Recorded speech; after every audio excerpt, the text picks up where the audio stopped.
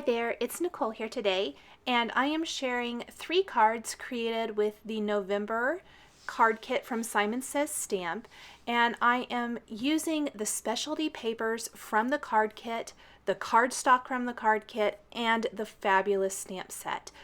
So what I did first was trim down the dark chocolate cardstock from the kit to 4 by 5 1/4 inches, and then I took the Simon Says Stamp Heart of Flowers die.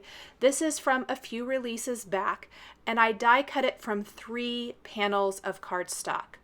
Along the bottom edge of each, then, I am going to go ahead and stamp the large kindness script greeting from the Kind Flowers stamp set included in the kit. I'm using Versamark ink and adding some antique gold embossing powder. I'm going to do this on all 3 panels. Now I did 3 because my plan here is to do an inlay style card. And I want to do this with the 3 specialty papers from the kit, mixing and matching those die cut pieces and filling in these little floral areas in the Heart of Flowers die. Because of this, if I only did 1, I would have tons of leftover pieces. Since I'm already creating 1, I thought, why not go ahead and create 3 at one time? I'll have 3 cards and they will all be beautiful because I'm using those amazing papers from the kit. I'm going to heat set the kindness first, and then I'm going to go in and add my second, or the rest of my sentiment that reads, "You have a kind heart." I chose this sentiment because I thought it went really well with the heart shape die cut inlay that we are creating. You could use any of the greetings you want to, anything that maybe works good for you. I also stamped the kindness and this phrase separately because otherwise they wouldn't be as close together as I wanted them because of that border around the clear stamps. So I went ahead and did the kindness first, went ahead and heat set that, and then I went in and stamped the phrase, doing the exact same thing. I'm going to stamp that with Versamark, add gold embossing powder, and heat set that. I like to do it very assembly line style. I did discard all of the brown die cut pieces from these flowers. I decided I didn't want to go ahead and do a whole bunch more just with brown cardstock pieces, so I did discard those. Next, if there's any embossing flakes anywhere, I'm taking the Tombow Mono eraser and removing that from around the embossed area. I have found if there's ever any little flakes that maybe kind of linger, if you take that eraser, you can kind of remove them, erase them from the design, and it looks so much nicer.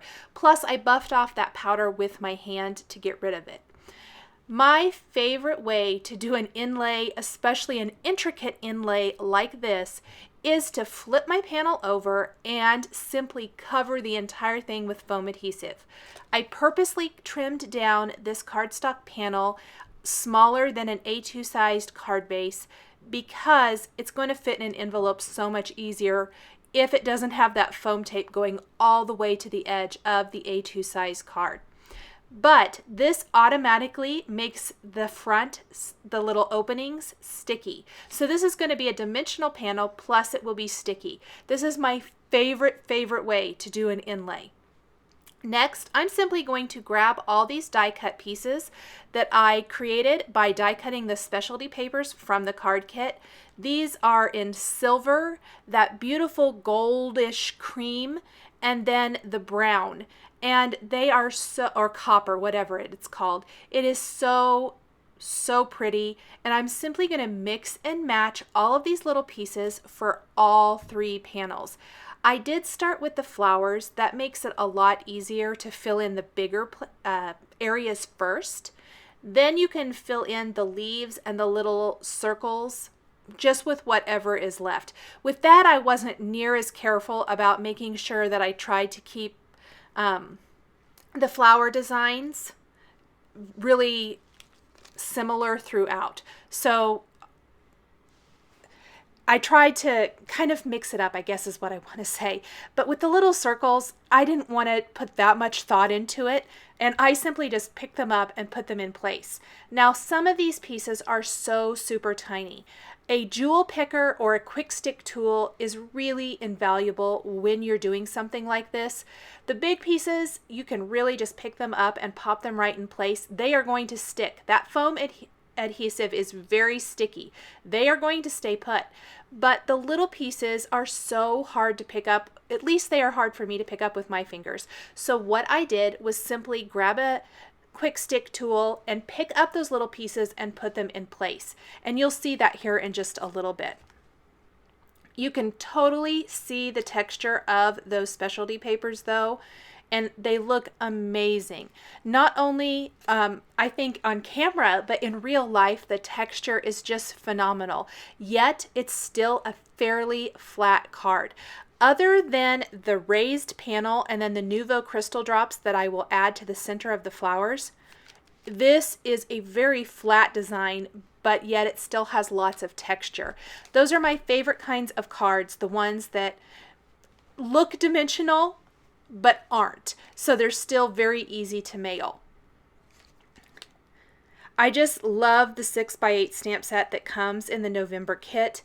It is so versatile, so amazing, fantastic greetings.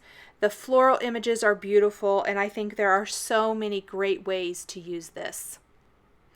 Here's that quick stick tool, which makes it so much easier to pop these in place. And I made 3 little piles of shapes kind of up above where I'm working, and I'm simply just picking them up. Once the big areas were filled in, there was just little teeny piles of little pieces. It's really kind of like a puzzle, putting a puzzle back together, and I find it really relaxing and fun to do inlays like this. And I apologize, I did try to keep my head out of the camera, and I needed to lean over to see exactly where to put it. So I'm going to continue doing that for all of the little areas in the design. It's the same thing over and over for all 3 cards. But then I took some cream cardstock from Simon Says Stamp and made card bases. I didn't have quite enough cardstock that came in the kit, so I grabbed a little bit more from my own stash to make 3 card bases. I looked at a white card base and I just didn't think that it looked as great with this particular design as a cream card base would. And this just sets off the beautiful handmade papers and everything perfectly. Now that card base was a little bit off for whatever reason, so I simply just trimmed it down so it would be an A2 sized card base. Then I'm going to peel off the backing paper from the foam tape and pop these panels in place. I used the Score Pal to score my cards at 5.5 inches. These are all top fold cards. And then I'm using a Teflon bone folder to make sure the crease is nice and crisp. Some dark chocolate envelopes will be the perfect complement to these cards. They will match perfectly so that the envelope is a nice matching, coordinating piece for these beautiful cards. Once I have all of the panels adhered to the card bases, the card could really be done. You could add sequins, gemstones, all kinds of things to the center of the flowers. I decided to go with Nuvo crystal drops. I love that I can create enamel dots in any color basically that I need and any size, and that works especially well here. So sometimes you might run out of a certain size of crystal drops or enamel dots, and this makes it so you can create whatever you want. I am using antique rose, copper penny, and silver lining, basically colors that complement the pattern papers here, and filling in the centers of the flowers. I think this really finishes them off beautifully. I think sequins would be a nice touch as well if you don't want to wait for the dry time of the Nuvo crystal drops. I also recommend going ahead and doing an enamel dot on a work surface of some sort or a scrap piece of paper to make sure that any air in the bottle is out of the bottle before you take it to your project. just in case you don't want it to splatter all over everything and ruin all your hard work with the inlay. Once this is done, I can set these aside to dry for a little bit, and the inlay Heart of Flowers cards will be all finished. Just a couple more here, I guess.